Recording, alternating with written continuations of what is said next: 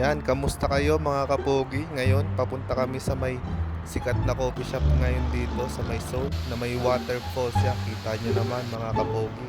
Ngayon, papunta kami sa sakayan ng bus dahil mayroon palang sakayan ng bus diretso na doon sa mismong coffee shop. Ngayon, eto, nandito na kami sa elevator. Ayan na mga kapogi. Ayan, ito na mga kapogi, nakasakay na kami. Kita nyo naman ang view sa mga dinadaanan ng bus. Ayan na mga kapogi, medyo na traffic na kaya nag-video muna. Ito na nga mga kapogi, nakarating na kami sa aming pupuntahan na mga kapogi yan. Naglalakad na kami papuntang coffee shop.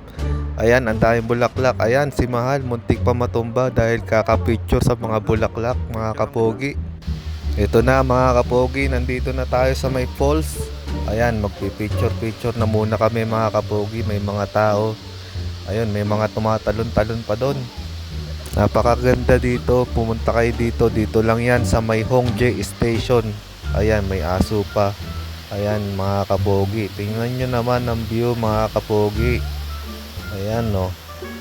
At syempre hindi yan kumpleto mga kapogi kung hindi tayo magkakape sa tapat ng falls mga kapogi. Ayan na nga, at ang ganda-ganda talaga ng view dito mga kapogi. Pumunta kayo dito. Ngayon tatapusin na natin ang video. Don't forget to follow my Facebook account mga kapogi.